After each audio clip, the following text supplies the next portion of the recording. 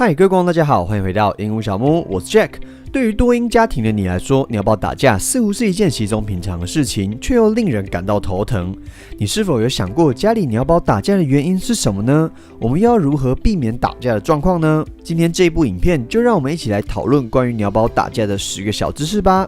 在今天影片主题正式开始之前，如果你是跟我一样很喜欢养鸟，但是还没有订阅我们的频道的话，欢迎各位按下订阅。每一位订阅者对我们来说都是莫大的鼓励。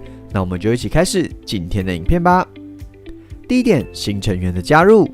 原先的鸟宝和新来的伙伴打架是非常常见的情况。如果新来的伙伴为幼鸟，那么旧的鸟主动攻击新鸟的几率就较高。若新的伙伴学习社会化的年龄已经超过，那也很有可能新鸟会去攻击旧鸟。那他们为什么要这么做呢？鸟儿不是群居的动物吗？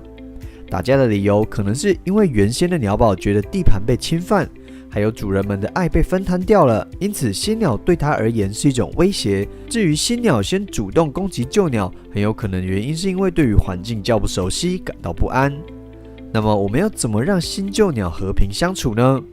建议新鸟刚带回来照顾的时候，先关在笼子里，然后让旧鸟放风。旧鸟看到新奇的事物，可能就会凑过去看看新的鸟。可以在它们最接近彼此的时候，喂它们吃一些好吃的东西，让它们认为只要看到对方就会有好吃的。过一段时间，它们就会慢慢的接纳对方，之后就可以试着不关笼，并且喂它们食物。久而久之，两只鸟就有可能变成好朋友。但是因为每只鸟的个性不大相同，如果两只鸟到最后真的怎么样都合不来，那就分开放风，千万不要强迫它们哦。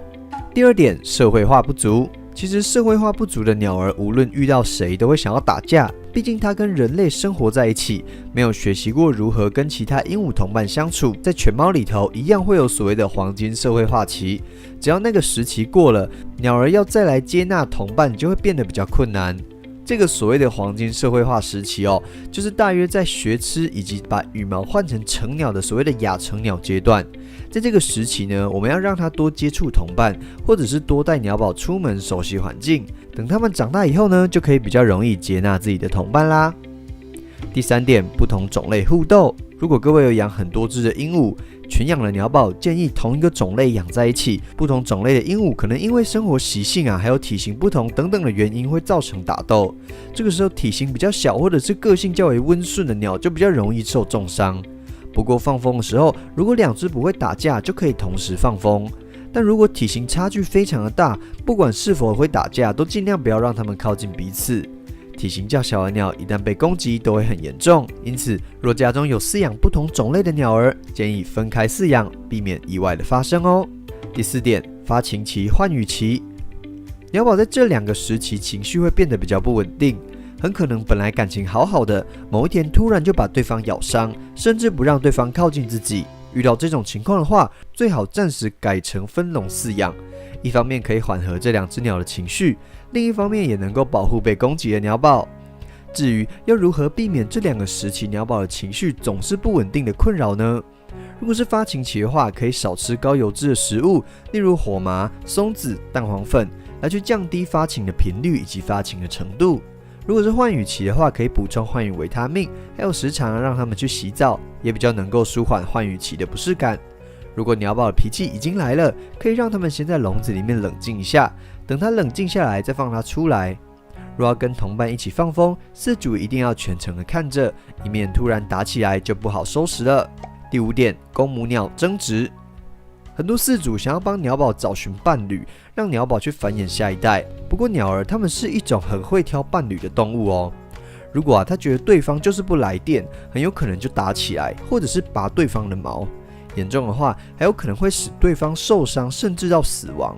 因此，如果出现攻击对方行为要尽快的分开它们，不要强迫2只鹦鹉一定待在同样的环境、同样的空间里头哦。第6点，公鸟争伴侣。如果是群养的状况下，群养的鸟若公母的数量不平均，很有可能会出现公鸟为了争执伴侣而打架的行为。所以各位如果鸟养比较多的话，建议大家一对一对的饲养，或者是母鸟的数量多于公鸟的数量，减少公鸟互相争伴侣的机会。又或者是公母鸟分开饲养，如果活动空间够大，鸟儿彼此之间也合得来，同性别养在一起有时候也是没有问题的哦。第7点，争地盘、争食物。鸟儿虽然是群居的动物，偶尔也会有想要不被同伴打扰的时候。因此，如果是群养的活动空间太小，食物不足，就有可能出现打架、争地盘或者是抢食物的情况。遇到这种情况，解决方式很简单，只要加大它们的生活空间。例如养2只鹦鹉，最好准备可以养3、4只鹦鹉的大小这样子的环境。还有食盆，建议可以准备2个，让他们在吃饭的时候可以各吃各的，不会被彼此给打扰到。如果是养2只以上，食盆可以准备大一些，确保食物的供给是充足的哦。第8点，攻击体弱的同伴。适者生存这句话适用在所有动物的生存模式之中，当然也包含饲养在家中的鹦鹉。群养的鹦鹉可能会出现攻击体弱或者是生病同伴的情况。当这只鹦鹉已经很虚弱，还一直被欺负，食物也抢不赢同伴，就很容易死亡。常常饲主发现的时候，鸟宝已经快要被咬死，或者是已经很虚弱了。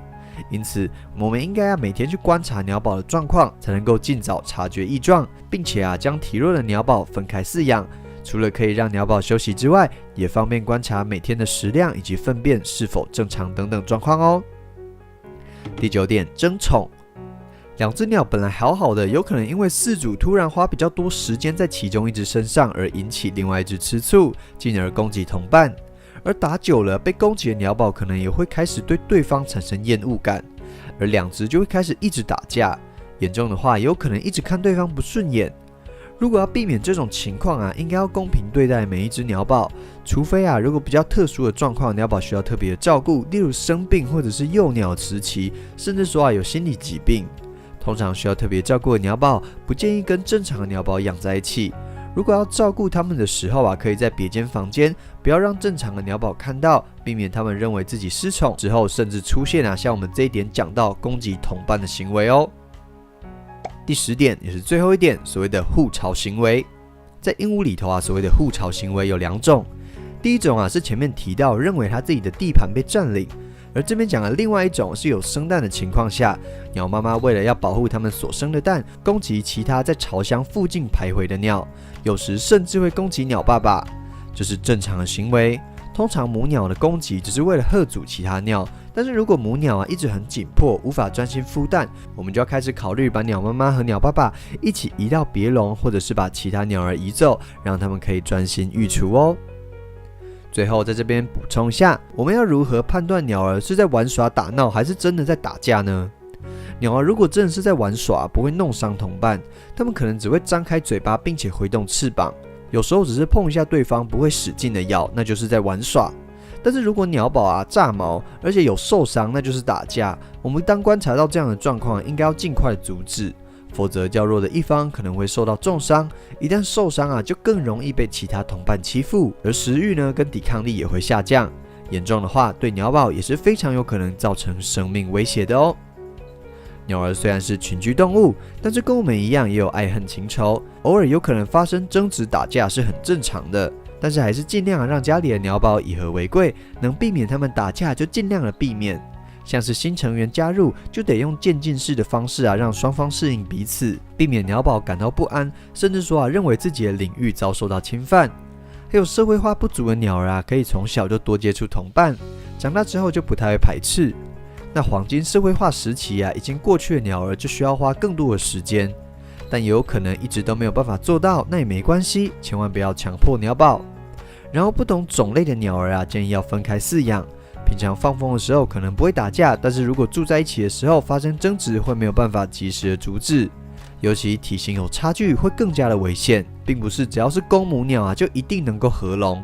鹦鹉很会挑伴侣，如果它们真的就是不喜欢对方，互相攻击的几率就会很高。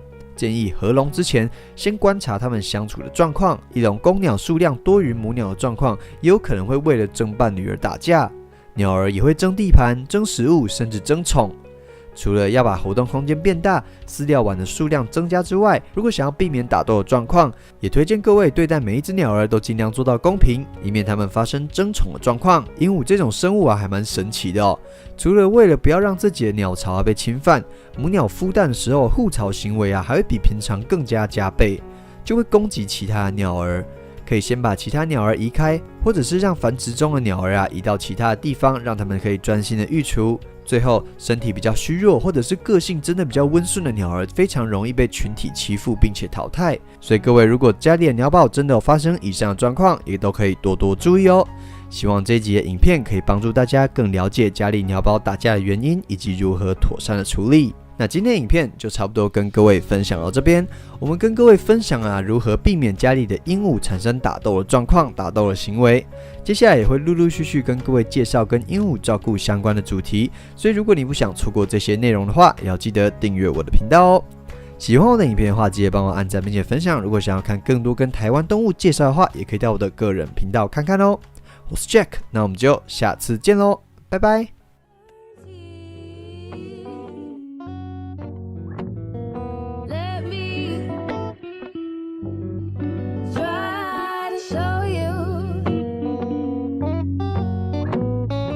Maybe you